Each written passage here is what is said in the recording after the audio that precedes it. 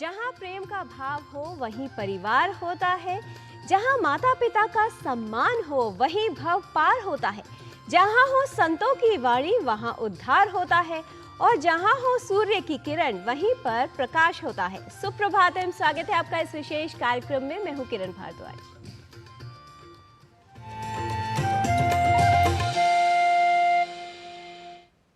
बातों के दरिया में रिश्तों की नाव, हर मोड़ पर होता है नए सफर का दाव। दरअसल हमारे जीवन में संबंध विशेष महत्व रखते हैं।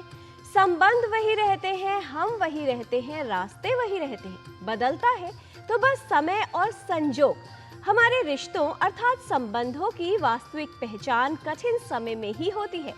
जो हमारा साथ कठिन परिस्थितियों में दे वही सच्चे संबंध है और वही हमारे जीवन में वास्तविक संबंधों की पहचान कराते हैं। समय का विशेष महत्व है। आइए समय की पहचान के लिए देख लेते हैं आज का पंचांग।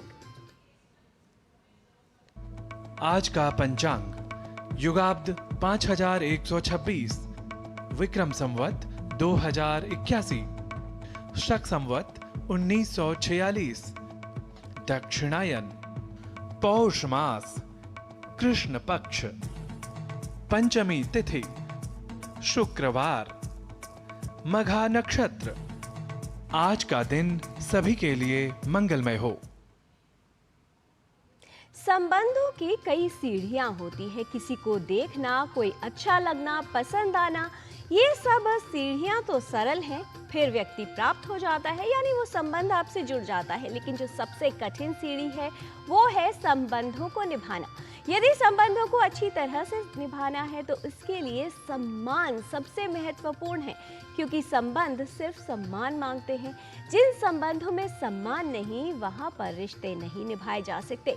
इसलिए रिश्तों में सकारात्मकता बनी रहे, उसके लिए उपयोगी होता है रिश्तों में समय देना, सम्मान देना, क्योंकि रिश्ते ही हमारे जीवन को सकारात्मक ऊर्जा से भरते हैं। नवेशधारणं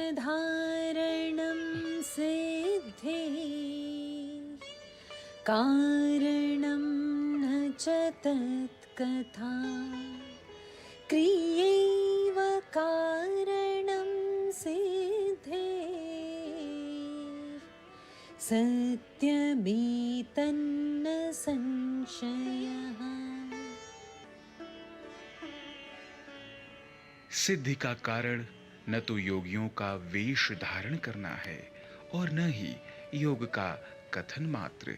सिद्धि का कारण तो क्रिया है और यह ही निश्चित सत्य है। The reason for achievement is neither wearing the dress of yogis nor just the statement of yoga. Action is the cause of accomplishment, and this is a definite truth.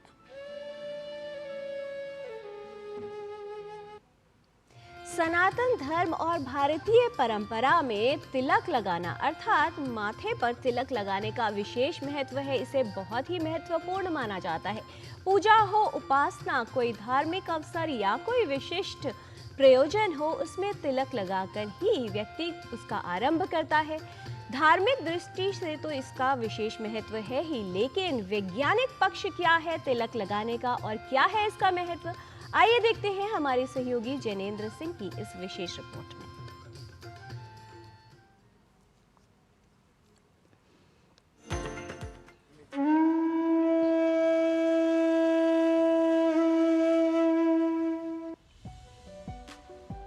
हमारे सनातन धर्म में तिलक की परंपरा वैदिक काल से चलती आ रही है। भारतीय सनातन परंपरा के पोषक ग्रंथों में तिलक का वर्णन विस्तार से किया गया है। मस्तक पर लगाए जाने वाले तिलक की परंपरा भारत में अत्यंत प्राचीन है। सनातन धर्म के अनुसार मनुष्य के मस्तक के मध्य में विष्णु भगवान निवास करते हैं, इसलिए तिलक भी इसी स्थान पर लगाया जाता है। तिलक के बिना कोई भी कर्म पूर्ण फल देने वाला नहीं होता है। इसलिए भारतीय संस्कृति में सबसे पहले जब हम कोई शुभ कर्म करते हैं तो तिलक लगाने की परंपरा है। कहा जाता है कि ललाट के मध्य में भगवान विष्णु का वास होता है और दाहिनी ओर ब्रह्मा का तथा बाईं ओर भगवान रुद्र का वास होता है। इसलिए मुख्य रूप से तिलक हम ललाट पर लगाते हैं।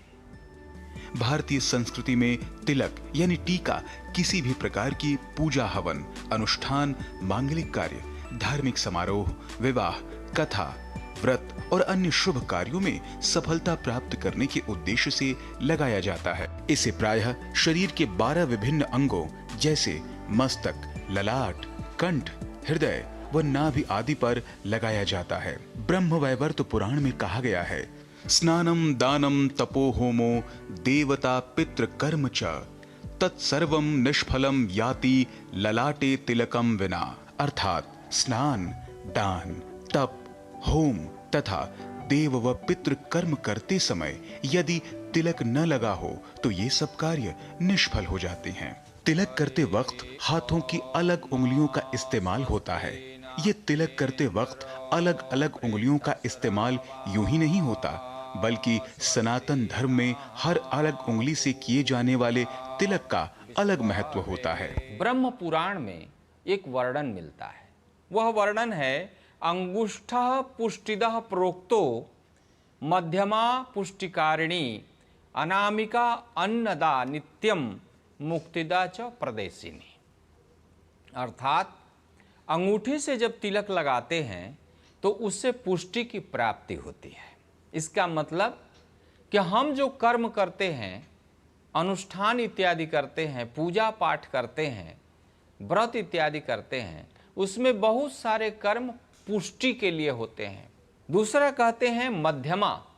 मध्यमा यानी बीच की जो अंगुली होती है, बीच की अंगुली से तिलक लगाने से व्यक्ति को तुष्टि मिलती है। तुष्टि का मतलब संतुष्टि, व्यक्ति संतुष्ट होता है। आगे कहते हैं कि अनामिका अन्नदा नित्यम, और अनामिका को अन्न देने वाली अंगुली कहा गया है, और देवता के पूजन में इसका विशिष्ट रूप से प्रयोग होता है। भारतवर्ष में तिलक अक्सर मस्तक पर लगाया जाता है। कहा जाता है कि मस्तक पर जहां तिलक लगाया जाता है वहां आत्मा अर्थात हम स्वयं स्थित होते हैं, जिसे हम अपने चिंतन मनन का स्थान भी कहते हैं। तथा इस स्थान पर तिलक धारण करने से बीटा एंडोर्फिन व सेरोटोनिन नामक रसायनों का स्राव संतुलित मात्रा में होने लगता है, जिससे उदासीनता व निराशा के भावों का नाश होकर मस्तिष्क को शांति प्राप्त होती है।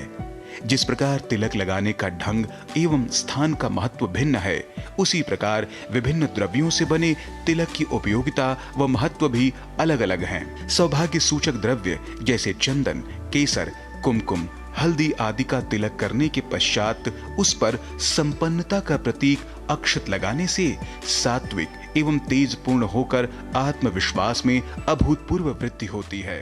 मन में निर्मलता, शांति एवं संयम आदि का वास होता है।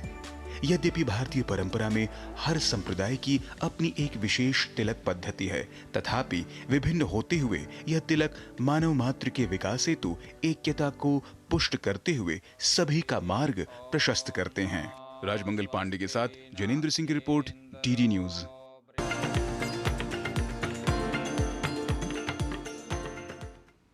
ये भी कहा जाता है कि तिलक लगाने से मन की एकाग्रता बढ़ती है। वहीं अगर मन को शांत रखना है तो चंदन के तिलक का प्रयोग बेहद उपयोगी माना जाता है। रिश्ते हमारे जीवन को शक्ति देते हैं, हमारे जीवन का आधार देते हैं, लेकिन जब कभी कभी उनमें मनमुटाव हो जाए तो व्यक्ति अशांत हो जाता है। लेकिन यह भी कहा जाता है कि यदि रिश्ते में लड़ाई ना हो अर्थात झगड़ा ना हो तो ये मान लेना चाहिए कि जो संबंध है वो दिमाग से निभाया जा रहा है, दिल से नहीं। दिल का हमारे स्वास्थ्य के लिए विशेष महत्व है। दिल निरंतर कार्य करता है, धड़कता रहता है और शरीर में रक्त और ऑक्सीजन का संचार करता है। यदि दिल की धड़कन असामान्य हो जाए तो समस्या उत्पन्न कर सकती है। अरिथमियाज एक आम समस्या है जिसके कई कारण हो सकते हैं और बहुत से लोग इससे प्रभावित होते हैं। क्या है हृदय गति असामान्य होने के कारण और क्या है इसका उपचार, आइए समझते हैं।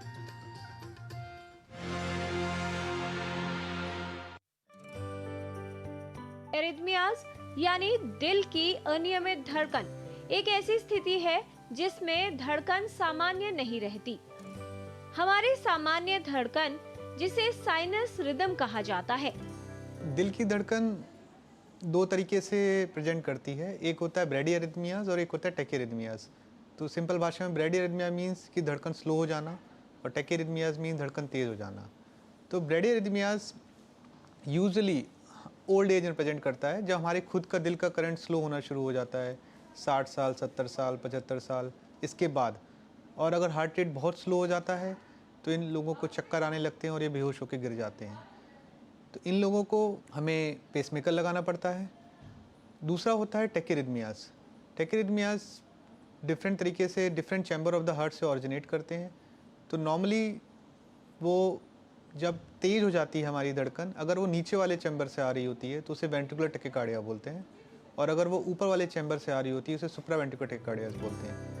एरिथमिया को अनियमित दिल की धड़कन के रूप में भी जाना जाता है। ये अवस्था तब होती है जब हृदय की धड़कनों का समन्वय करने वाले विद्युत संकेत ठीक से काम नहीं करते। हृदय अतालता यानी असामान्य हृदय गति होने पर दिल के फड़कने या तेजी से दौड़ने जैसा महसूस हो सकता है। कुछ एरिथमियाज गंभीर और संभावित रूप से घातक लक्षण भी उत्पन्न कर सकते हैं। हमारे सामान्य साइनस रेट 60 से 100 प्रति मिनट के बीच रहता है। जब व्यक्ति की धड़कन 100 प्रति मिनट से अधिक हो जाती है तो उसे टैकी एरिथमिया कहा जाता है, और यदि ये धड़कन 60 प्रति मिनट से कम हो जाती है तो इसे ब्रेडी एरिथमिया कहा जाता है। ट्रीटमेंट की बात करें तो एसवीटीज जो सुप्रावेंट्रिकुलर टैकीकार्डिया ऊपर वाले चैम्बर से आ रहे होते हैं, तो इनका इलाज काफ़ी सिंपल होता है, इजी होता है।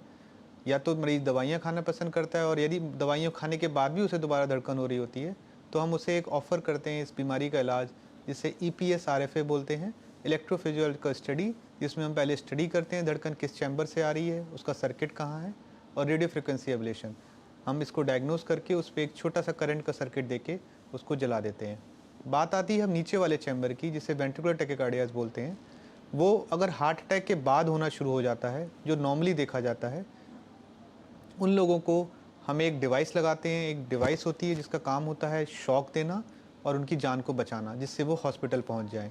तो डिवाइस का काम सिर्फ एक शॉक देना होता है, वो धड़कन को होने से नहीं रोकता है, बट वो इमरजेंसी में शॉक देके मरीज़ की जान बचा लेता है। फिर एज ए कार्डियोलॉजिस्ट हमारा मकसद होता है वो अगर उसको बार बार शॉक लग रहा है तो दिल में जाके उस सर्किट को ढूंढ के जलाना, उसे भी हम EPS RFA के थ्रू ट्रीट कर सकते हैं। कई कारक हैं जो असामान्य हृदय गति के खतरे को बढ़ाते हैं, यानी एरिथमियाज की संभावना को बढ़ा सकते हैं। कॉर्नरी धमनी रोग, हृदय की समस्याएं और हृदय की सर्जरी होने पर, जन्मजात हृदय रोग, थायराइड की समस्या, कुछ दवाएं और सप्लीमेंट, मधुमेह का अनियंत्रित होना, उच्च रक्तचाप, ऑब्स्ट्रक्टिव स्लीप एपनिया, इलेक्ट्रोलाइट का असंतुलन, शराब का अधिक सेवन करना, कैफीन या निकोटीन का उपयोग करना, इन सभी से हृदय गति असामान्य होने की संभावना हो सकती है। तो पेसमेकर लगने के बाद एक व्यक्ति एक बिल्कुल नॉर्मल लाइफ जी सकता है जैसे हमारे जैसी, और उसके जीवन की आयु पे कोई फ़र्क नहीं पड़ता। थोड़ी बहुत सावधानियां रखनी पड़ती हैं वो initial part of the pacemaker जब लगता है। तो अगर वो बाएं साइड से हम इसीलिए लगाते हैं क्योंकि मरीज़ नॉर्मली हमारे यहाँ राइट हैंडेड होते हैं सारे, तो बाएं हाथ के साइड के हाथ को थोड़ा उठाना कम है, और धीमे धीमे जब 1 महीना हो जाए, 1.5 महीना हो जाए, जो घाव भर जाता है, फिर वो पूरी एक नॉर्मल लाइफ जी सकता है। एक इम्पॉर्टेंट चीज़ होती है कि जब वो मशीन से गुजरता है, मैग्नेटिक डिटेक्टर से गुजरता है, तो कई लोग बोलते हैं अगर वो मैग्नेटिक बैंड अगर हम वहाँ पे घुमाएंगे तो वो इंटरफेयर करता है, but normally over the years से देखा गया है कि जो सिंपल पेसमेकर होता है उस पर अगर आप मैग्नेटिक बैंड लगाएंगे तो उसको कुछ फ़र्क नहीं पड़ता। तो आप अपना कार्ड आप अपने साथ हमेशा रखें, और जो भी सिक्योरिटी का एजेंट होगा उसको आप बता दें कि मेरा यहाँ पेसमेकर लगा हुआ है, तो आप उस पर अपना मैग्नेटिक बैंड ना चलाएं। असामान्य हृदय गति का उपचार अधिकतर तेज, धीमी या अनियमित हृदय की धड़कन को नियंत्रित कर किया जाता है। इसके अलावा हृदय को स्वस्थ रखने वाली जीवन शैली को अपनाकर इस समस्या की संभावना को कम किया जा सकता है। यदि आपके हृदय की धड़कन असामान्य या अनियमित रहती है तो इसे लेकर लापरवाही न करें, एक विशेषज्ञ को दिखाएं, इसका कारण जानें और सही उपचार करवाएं। किरण भारद्वाज, डीडी न्यूज।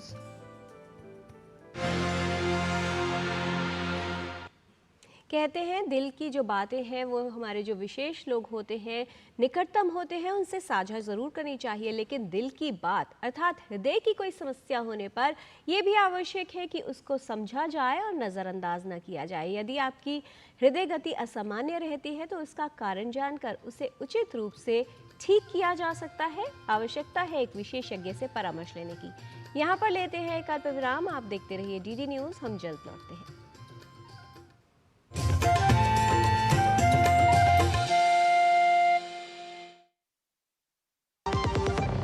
खुद को पैम्पर करिए MDH बादाम रोगन के साथ, जो आपको संवारे, निखारे और नरिश करे। चमके चमके हाँ, दमके दमके, त्वचा में समाए, हाइड्रेट करे, हर उम्र की त्वचा का पोषण करे। You deserve the purity. MDH बादाम रोगन, नेचुरल, टेंडर, प्योर। चमके चमके। मुथूट फाइनेंस, इंडिया का number 1 most trusted financial services brand. Gold loan लेने के लिए कॉल करें 1-800-313-1212।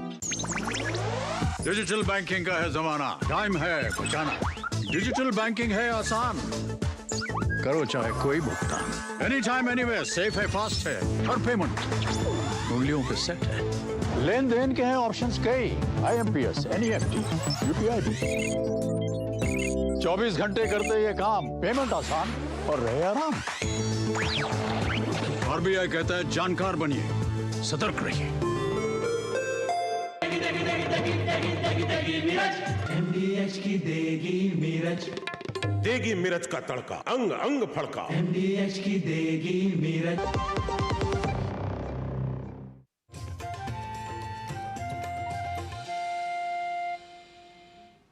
ब्रेक के बाद आपका स्वागत है। कहा जाता है कि जीवन ऐसा हो जो रिश्तों या संबंधों की कद्र करे और रिश्ते ऐसे हों जो याद करने पर मजबूर करें। दिल से ही रिश्ते निभाने चाहिए। सर्दियों के मौसम में हृदय की समस्याएं बढ़ जाती हैं। कई तरह की समस्याएं हो सकती हैं। जो हृदय रोगी हैं उनकी जटिलताएं बढ़ सकती हैं। कई बार इस मौसम में प्रदूषण और सर्दी की वजह से हृदय में भारीपन भी महसूस होता है। आइए जान लेते हैं कुछ योगिक क्रियाएं जो आपके हृदय को स्वस्थ रखने में उपयोगी हो सकती है। हृदय हमारे इस शरीर की मोटर है, जिस पूरे शरीर को चला करके रखता है। वो प्रतिपल कार्य करता है और इसीलिए हृदय से जुड़ा हुआ जो चक्र है योग विद्या में, उसको भी अनाहत चक्र कहा गया। अनआहत, जिसे हम आहत नहीं कर सकते। तो चाहे हृदय पर शारीरिक आघात हो या हृदय पर भावनात्मक आघात हो, दोनों स्थिति में हृदय टूट जाता है। और हृदय टूटता है तो हमारा शरीर, हमारा मन, हमारी भावनाएं, सब कुछ आहत हो जाते हैं। इसलिए उसको आहत न होने दें, अनाहत रहने दें। अब अगर पैल्पिटेशंस होती हैं या चेस्ट में डिस्कम्फर्ट होता है, दर्द महसूस होता है, ऐसे में वैसे तो हमको मेडिकल असिस्टेंस सीख करनी चाहिए, लेकिन कभी कभी बहुत सारे कारण होते हैं उसके भी। तो ऐसे में इंस्टेंटली हम ऐसा क्या कर सकते हैं या लॉन्ग रन में रेगुलरली हम क्या कर सकते हैं जिससे हमारा हृदय स्वस्थ रह सके, उसको थोड़ा सा समझिए। पहला काम हमें करना है भारत योगा ब्रीदिंग, लेकिन बैठ करके, लेट करके नहीं करेंगे। तो उसमें इस तरह से वज्रासन में बैठेंगे। वज्रासन में नहीं बैठ सकते तो फिर आप कुर्सी पर बैठ करके कर लीजिए। एक हथेली को पेट पर रखना है, एक को सीने पर रखना है। So 5 times we will be doing abdominal breathing, यानी सांस लिया पेट फूल गया, सांस छोड़ा पेट सिकुड़ गया। सांस लेते समय पेट का फूलना, सांस छोड़ते समय पेट का सिकुड़ना। ये 5 बार कर लीजिए। दूसरे स्टेप में सांस लिया तो चेस्ट फूल गई, सांस छोड़ा तो चेस्ट कॉन्ट्रैक्ट हो गई। ऐसा भी हमको 5 बार करना है। तीसरे स्टेप में पहले सांस लिया, पेट का फूलना और सांस भरना, सीने का फूलना, सांस छोड़ा, पेट का संकुचित होना और सांस छोड़ा, सीने का संकुचित होना। इसको भी 5 बार करना है। बहुत सरल सा अभ्यास, इंस्टेंटली हमारे शरीर में ऑक्सीजन के फ्लो को बढ़ा देगा। थोड़ा सा हार्ट को रेस्ट पीरियड हमारे मिल जाता है। ये एक काम करना है। दूसरा अभ्यास जो हमें करना है वो क्या करना है, बालासन का अभ्यास। जैसे ही आप पेट के बल लेट करके निश्चिंत भाव से नॉर्मल ब्रीदिंग करेंगे तो हमारे हृदय पर इससे बहुत ज़्यादा रिलैक्सेशन होता है। तो कैसे करना है उसको समझ लीजिए। इस तरह से हम पेट के बल लेटेंगे और हमारा जो दायां हाथ है वो तो सीधा रहेगा और दायां पैर भी सीधा रहेगा। बाएं पैर को फोल्ड कर लेना, बाएं हाथ को भी इस तरह से फोल्ड करना, गर्दन को बाईं तरफ रखना। इस स्थिति में लेटेंगे, 4 से 5 बार नॉर्मल ब्रीदिंग करेंगे और फिर स्थिति को परिवर्तित कर देंगे। ऐसा करने के बाद हाथों का तकिया बना करके पैरों को खोलकर थोड़ी देर इसी स्थिति में लेटना। अब यहाँ आपका लंग्स का पूरा एक्सपेंशन है, हार्ट एकदम रेस्ट ले रहा है नॉर्मल ब्रीदिंग में। अब यहाँ से वापस कैसे आना है वो महत्वपूर्ण है। हाथों का सहारा लेकर के हम इस तरह से घुटनों के बल आ गए, ठीक। अब यहाँ से वापस जब हम जाएंगे ना, मुक्त मेरु की स्थिति, यानी आगे नहीं हम झुक रहे हैं, बस यहीं पर रुक गए, यहीं पर रुकना। फिर उसके बाद धीरे धीरे हाथ को आगे ला करके अपने माथे को नहीं तो अपनी चुंडी को जमीन पे टिका दें। अब यहाँ हिप्स उठे हुए हैं और लंग्स पूरी तरह से ढीले छुपे। फिर धीरे से वज्रासन में बैठ गए। यानी इस पूरी प्रक्रिया में हमने शरीर के किसी भी हिस्से पर कोई स्ट्रेन नहीं डाला, यहाँ तक कि हमने अपने कमर स्पाइन पर भी कोई स्ट्रेन नहीं डाला। ये कर लीजिएगा। थोड़ी देर प्रतिदिन हृदय मुद्रा जरूर लगाइए, यानी अपनी पहली उंगली का जो टिप है उसे अंगूठे के रूट से छू दीजिए, अंगूठे को फोल्ड किया, दूसरी और तीसरी उंगली के टिप को अंगूठे के टिप से छू दिया और कनिष्ठिका छोटी उंगली सीधी है। थोड़ी देर स्थिति में जरूर बैठे। बस नियमित रूप से ये करें। योगी बने, उपयोगी बने, सहयोगी बने, निरोगी बने। संबंध निभाने के लिए अगर झुकना पड़े तो झुक जाना चाहिए, दूसरों की गलतियों को भूल जाना चाहिए। ये बात संबंधों और जीवन में तो अच्छी लगती है, लेकिन जब बात आती है भाषा के अध्ययन की तो उसमें त्रुटियों को दूर करना अनिवार्य है, और ये दूर हो सकती है अभ्यास से और प्रयास से। आइए चलते हैं संस्कृत पाठशाला में हमारे सहयोगी नारायण दत्त मिश्र के साथ और जान लेते हैं कि कौन से शब्दों का शुद्ध प्रयोग, शुद्ध उच्चारण आज वो हमें सिखा रहे हैं।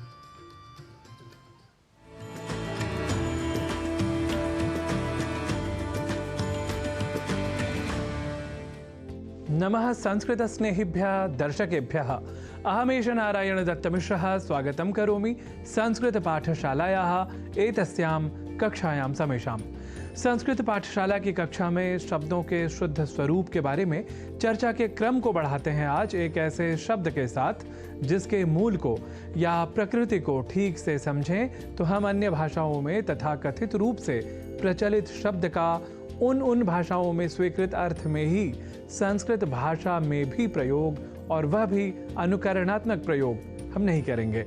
विशेषतः ऐसे शब्दों के प्रयोग के समय हमें यह ध्यान देना चाहिए कि ये शब्द तो मूलतः संस्कृत के ही हैं, अतः कम से कम संस्कृत के प्रयोक्ताओं को ऐसे शब्दों के मूल अर्थ में ही उन शब्दों का प्रयोग करना चाहिए। उदाहरणतः आपने पहले ही जान लिया है कि सत्ता, सकारात्मक जैसे शब्दों का हिंदी आदि भाषाओं में जो आज का प्रयोग है वह कथम अपि संस्कृत भाषा सम्मत नहीं है। तो आज इसी क्रम को बढ़ाते हैं ऐसे ही एक और शब्द के साथ, और वह शब्द है सानिध्य, जिसका संस्कृत शुद्ध पद या शब्द होता है सान्निध्यम। पर हम गतिशील अपितु वेगवान संसार में जैसे अन्य भाषाओं में थोड़ी बहुत परिवर्तनशीलता का तर्क देकर कुछ असंगत से प्रयोग भी कर लिया करते हैं, वैसे ही संस्कृत में भी शब्दों की मूल प्रकृति पर कुठाराघात कर शब्दों के अपितु दुष्शब्दों के प्रयोग की दुष्प्रवृत्ति भी हमें कुछ शब्दगत प्रयोगों में दृष्टिगत होती है। ऐसे प्रयोगों के बारे में हम आपको पहले ही बता चुके हैं। महत्व को महत्व, अत्यधिक को अत्याधिक, इस तरह से अशुद्धि के साथ कहे और लिखे जाने की दुष्प्रवृत्ति के बारे में आपने पहले ही जाना है। तो इसी तरह सान्निध्य के स्थान पर वर्णलोप जैसी सामयिक दुष्प्रवृत्ति के साथ सानिध्य जैसे अशुद्ध शब्द का हिंदी आदि भाषाओं में धड़ल्ले से प्रयोग हम पाते हैं। और आप जानते ही हैं कि संस्कृत भाषा है सर्वथा वैज्ञानिक, जहाँ एक अक्षर या वर्ण भी वृथा नहीं है, बेकार नहीं है। तो आइए देख लेते हैं क्या है सान्निध्य शब्द की मूल प्रकृति। सम उपसर्ग के साथ निधि, इनके योग के बाद बनता है शब्द सन्निधि, और उसके बाद शय प्रत्यय करने के बाद उसके बाद आदि वृद्धि होती है और संधि कार्य के बाद हमारे सम्मुख आता है शब्द सान्निध्य, जिसे संस्कृत में कहते हैं सान्निध्यम। वैसे यहाँ ध्यान दीजिए कि हिंदी आदि भाषाओं के प्रयोक्ता भी सन्निधि शब्द के लेखन और उच्चारण में किसी प्रकार की अशुद्धि नहीं करते, पर सन्निधि शब्द से बने सान्निध्य शब्द में हो जाती है कुछ प्रयोक्ताओं से चूक। अब सन्निधि और सान्निध्य के मर्म को जान चुके हैं आप, तो कर लेते हैं इन शब्दों से जुड़े शुद्धता पर तथ्य को दृढ़ वाक्यों के प्रयोगों के साथ। शब्दों की सन्निधि या समीपता वाक्यार्थ स्पष्ट करती है। इस हिंदी वाक्य को यदि हम संस्कृत में कहेंगे तो इसका स्वरूप इस तरह होगा, शब्दानाम सन्निधि समीपता वा वाक्यार्थम स्पष्टयति। यहाँ अब अधिक ध्यान देने की आवश्यकता है कि सन्निधि में एक बार तो हमने अनुस्वार का किया है प्रयोग और विकल्प से संधि के साथ अर्ध नकार का भी है प्रयोग, और संस्कृत में या कहें कि शब्दगत व्याकरण पर रहे हम दृढ़ तो दोनों ही शब्द हैं सर्वथा शुद्ध, चाहे हम ऐसे प्रयोग संस्कृत में करें या किसी अन्य भाषा में ही, क्योंकि यह शब्द ही है संस्कृत मूलक। अतः यहाँ प्रश्न करने का कोई औचित्य ही नहीं। अब सान्निध्य से कर लेते हैं एक वाक्य का और प्रयोग, जैसे हम हिंदी में कहते हैं, प्रधानमंत्री के सान्निध्य में कार्यक्रम संपन्न हुआ। इसे संस्कृत में कहेंगे, प्रधानमंत्रिणः सान्निध्ये कार्यक्रमः संपन्नः अभवत्। तो संस्कृत भाषा की सन्निधि होती रहे आप सभी को प्राप्त, ताकि हमें भी मिलता रहे आप संस्कृत अनुरागियों का सान्निध्य। इसी मंगल कामना के साथ आप सभी के प्रति भी समर्पित हैं अनेकशः शुभकामनाः। नमो नमः।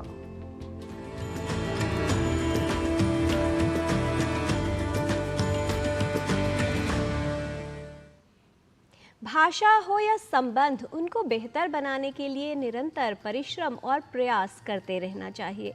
कहते हैं संबंधों के हुनर को सीखिए पेड़ों से जनाब, जहाँ चोट लगती है जड़ों पर तो शाखाएं सूख जाती हैं। संबंध को बनाना भले ही एक कला हो, लेकिन संबंध निभाना एक तपस्या, एक साधना है। यदि आप अपने जीवन में संबंधों को सशक्त बनाना चाहते हैं तो समय, स्नेह और सम्मान के साथ उनको सींचते रहिए। आज के कार्यक्रम में इतना ही। हमारी पूरी टीम को दीजिए अनुमति। नमस्कार।